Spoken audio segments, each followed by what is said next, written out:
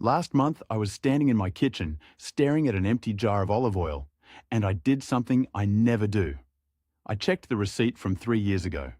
Same brand, same size. The price had almost doubled. That's the moment this whole video started. Not from some article, not from some influencer telling me to panic.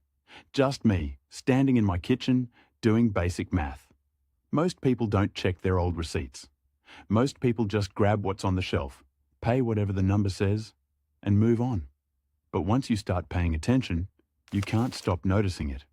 And once you notice it, you start seeing it everywhere. This isn't a video about panic buying. I'm not telling you to clear out a store or build a bunker in your basement. This is about the 15 pantry items that are quietly becoming more expensive, harder to source, or just plain smarter to stock up on now instead of later. Some of these will surprise you.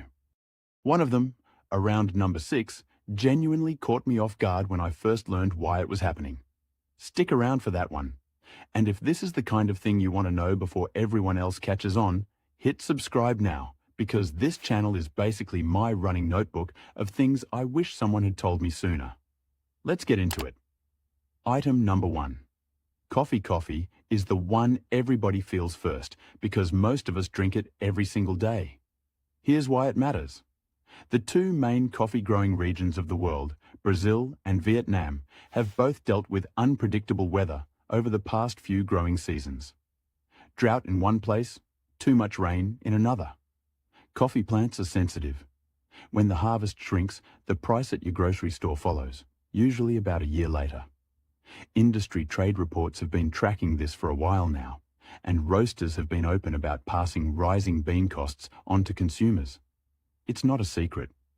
It's just not something most people read about. I used to buy whatever bag was on sale that week. Now, I actually watch the price per ounce on my usual brand, and I've noticed it creeping up 3 separate times in the last year alone. Small increases, easy to miss if you're not paying attention. If coffee is a daily habit for you, buying a couple of extra bags when you see a real sale and storing them in the freezer is a simple way to lock in today's price instead of tomorrow's. Whole bean holds up better than pre-ground if you're storing it long term. This is the kind of thing that feels small until you add it up over a year. Your coffee budget deserves the same attention as anything else in your cart. Item number 2. Olive oil. This is the one that started this whole video for me. Olive oil prices have climbed significantly over the past few years, and the reason is almost entirely about weather. Southern Europe, especially Spain, produces a huge share of the world's olive oil, and back-to-back droughts hit the harvest hard. Trade groups covering the Mediterranean olive industry have flagged this repeatedly. Less rain means fewer olives, and fewer olives means a smaller supply chasing the same global demand. When I checked my own pantry, I realized I'd been buying the same small bottle for years without noticing it was slowly shrinking in size while the price stayed the same or went up. That's a pattern worth watching for on more than just olive oil, honestly. If you use olive oil regularly, buying a larger tin instead of small bottles usually gives you a better price per ounce, and it stores well in a cool, dark cabinet for a long time. You don't need to hoard it. You just need to stop paying the small bottle tax. Nobody wants to be the person still buying the tiny bottle at double the price next year. Item number 3. Cocoa and chocolate. Chocolate lovers, this one's for you, and it's bigger than you might think. Cocoa prices have gone through one of the sharpest increases of any food commodity in recent years. West Africa produces most of the world's cocoa, and a combination of aging trees, plant disease, and difficult weather has cut harvests down significantly. Commodity market data has shown cocoa prices spiking to levels that would have seemed unbelievable just a few years ago. Chocolate makers have responded the way they always do, by using less cocoa in their recipes or raising prices, sometimes both at once. I noticed this myself with a baking chocolate I use every holiday season. Same bar, smaller weight, higher price tag. I actually pulled out an old package I'd saved and compared them side by side. If baking chocolate or cocoa powder is something you use regularly, especially around the holidays, buying it earlier in the year rather than waiting for December is worth considering. Store it in a cool, dry place, away from strong odors, since chocolate absorbs smells easily. This is one of those items where the change is happening quietly in the background of every grocery run. Item number 4. Canned tuna and seafood. Canned seafood doesn't get talked about much, but it's been affected by more than one thing at once. Fuel costs for fishing fleets, tighter catch regulations in some regions, and processing costs have all pushed prices upward. On top of that, canning itself, the metal, the packaging, has gotten more expensive to produce. Seafood industry reports have pointed to all three of these pressures happening together, which is part of why the increase has felt steady rather than a one-time jump. I keep a small stock of canned tuna for quick lunches, and when I went to restock recently, I noticed the case price had gone up more than I expected. It wasn't dramatic. It was just consistently more than the last time. Canned tuna and salmon store for years on a shelf, so this is genuinely one of the safer items to stock up on in bulk when you catch a sale. Check the best buy dates and rotate your stock, oldest cans to the front, so nothing sits forgotten in the back of the pantry. You won't believe number 6, by the way. That one's coming up soon, and it's not what you'd expect. Item number 5. Honey is one of those foods people assume is simple. It really isn't. Bee populations have been under real pressure for years, from disease, from habitat loss, from weather extremes affecting flowering plants.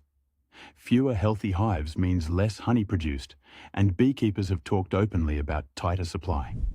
Agricultural reports have tracked declining domestic honey production for a while now, which has pushed retailers to rely more on imported honey, and that comes with its own price swings depending on trade conditions. I switched to a local honey source a couple years ago, mostly for taste, but I've noticed the prices crept up there too, which tells me it's not just a grocery store markup, it's the actual supply that's tightening. Honey never spoils if it's stored properly, sealed and away from moisture, so it's genuinely one of the best pantry items to buy a little extra of when you find a fair price. It might crystallize over time, but that's easy to fix with gentle warm water. This is a quiet one. Nobody's talking about honey, but the trend is very real. Item number 6, vanilla extract. Here it is. This is the one that genuinely surprised me. Real vanilla is one of the most labor-intensive crops in the entire food industry. Each flower has to be hand-pollinated, and the beans take months to cure properly before they're even usable. Most of the world's vanilla comes from Madagascar, and any disruption there, weather, political instability, crop disease, ripples through the entire global supply almost immediately. Food industry sourcing reports have described vanilla as one of the most volatile ingredients on the market for exactly this reason. A bad season in one region can spike prices worldwide within months. I didn't understand any of this until I looked into why a small bottle of real vanilla extract at my store costs more than some cuts of meat. Once I read about the hand pollination process, it honestly made a lot more sense, even if it didn't make the price easier to swallow. If you bake often, buying real vanilla extract in a larger bottle when you find a reasonable price is worth it, since it has a long shelf life and doesn't lose potency quickly when stored in a cool, dark cabinet. Imitation vanilla is a fine budget swap for everyday baking if the real thing isn't in your budget right now. That's number 6. I told you it would surprise you. Item number 7. Black pepper and spices. Spices feel cheap individually, but they add up, and they've quietly gotten more expensive across the board. Black pepper, cinnamon, and other spices are grown almost entirely overseas, often in regions dealing with unpredictable weather and shipping disruptions. When ocean freight costs rise, spices feel it just as much as any other imported good. Trade publications covering the spice industry have noted repeated price pressure over the last couple of years, tied directly to growing conditions and shipping costs rather than any single dramatic event. I used to buy whatever spice jar was cheapest without thinking about it. Now, I actually compare price per ounce between the small name brand jars and the larger bulk bags at warehouse stores, and the difference is bigger than you'd expect.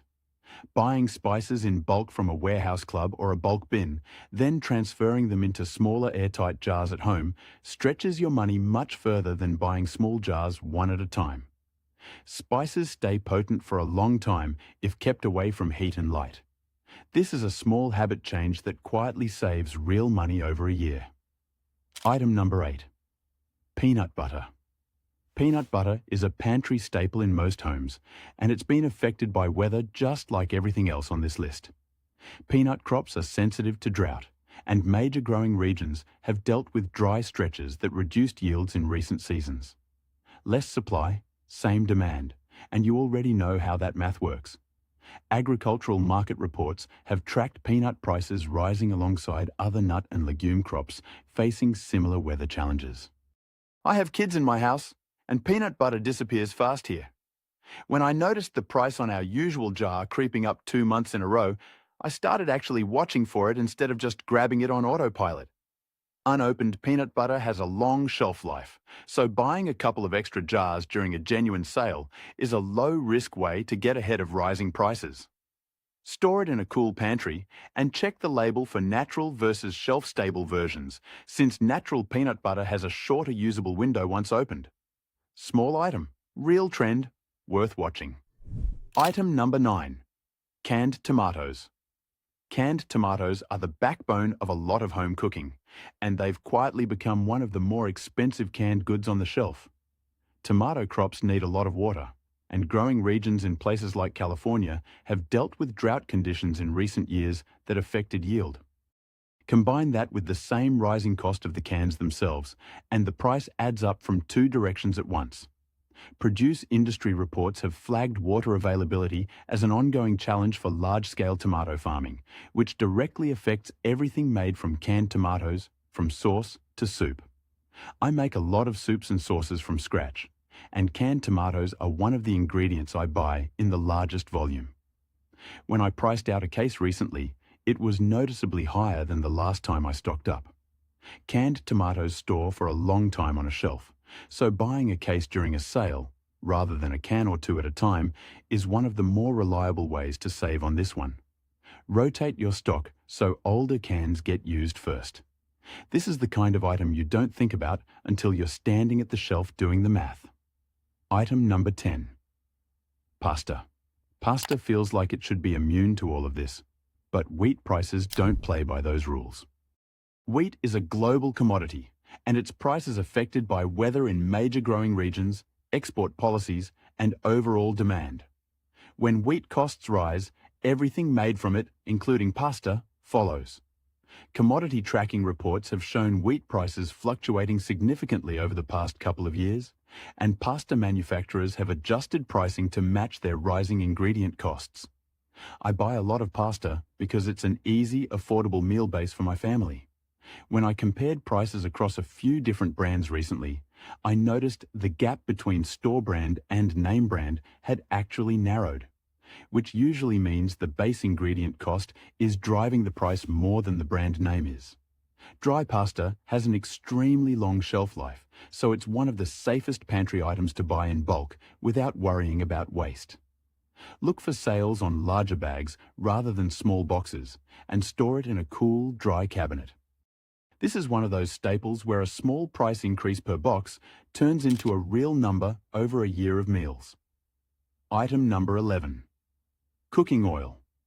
Cooking oil has been one of the more talked about pantry items over the past few years, and for good reason. Sunflower oil supply has been affected by disruptions in major growing and export regions, and that ripple effect pushed buyers toward other oils like canola and soybean, which then saw their own price pressure from increased demand. Agricultural trade data has shown this kind of ripple effect clearly, where a shortage in one type of oil pushes prices up across multiple oil categories at once, not just the one directly affected. I switched the type of oil I buy more than once over the past couple of years, just chasing whichever one was more reasonably priced that month. It made me realize how connected all these oils actually are behind the scenes. Buying a larger container of whichever cooking oil you use most when you see a fair price and storing it in a cool, dark place away from the stove helps it last longer, and saves you from buying small bottles repeatedly at a higher price per ounce. This is a category where paying attention for even a few months teaches you the pattern. Item number 12. Butter is one of those items that quietly reflects the health of the entire dairy industry. Dairy farms have dealt with rising feed costs, and feed costs are tied directly back to the same grain and weather pressures affecting everything else on this list. When it costs more to feed a cow, it costs more to produce milk, cream, and butter. Dairy industry reports have consistently pointed to feed costs as one of the biggest factors in butter pricing, more than almost any other single input. I noticed this firsthand around the holidays last year, when butter for baking was noticeably pricier than the year before, and a few stores even had visible limits on how many packages you could buy at the sale price. Butter freezes exceptionally well, so buying extra during a genuine sale and storing it in the freezer is one of the most effective ways to get ahead of price increases on this one. It'll keep well for months without any real loss in quality. If you bake seasonally, this is worth planning around ahead of time rather than scrambling in December. Item number 13. Frozen vegetables. Frozen vegetables are often overlooked in these conversations, but they've felt the same pressure as everything else. Growing conditions for vegetables have been inconsistent in several major farming regions, and on top of that, the energy costs required to freeze and store vegetables at scale have risen too. Both of those costs get passed down the chain. Food industry cost reports have highlighted energy and cold storage expenses as an underappreciated factor in frozen food pricing, separate from the crop itself. I lean on frozen vegetables a lot for quick weeknight meals, and when I compared the price to fresh versions at my store recently, the gap wasn't nearly as big as it used to be. That told me something was shifting on the frozen side specifically. Buying frozen vegetables in the larger bags rather than small boxes usually gives you a better price per serving, and they store safely in the freezer for a long time without losing much nutritional value. Stock up when you see a real sale rather than buying small bags weekly. This one's easy to overlook, but it's part of the same pattern as everything else. Item number 14. Orange juice. Orange juice has had one of the roughest few years of any item on this list, and most people have no idea why. A citrus disease has been spreading through major orange-growing regions, particularly in Florida, damaging trees and cutting yields significantly for years in a row. Fewer healthy trees means fewer oranges, and fewer oranges means less juice. Agricultural reports have described this disease as one of the most serious threats the citrus industry has faced in decades, and recovery is expected to take years, not months. I used to buy orange juice without a second thought. Now I actually check the price per ounce against other juices, because the gap has become impossible to ignore. If orange juice is a household staple for you, buying concentrate instead of the ready-to-drink version can stretch your budget significantly, since concentrate is cheaper per serving and stores well in the freezer until you need it.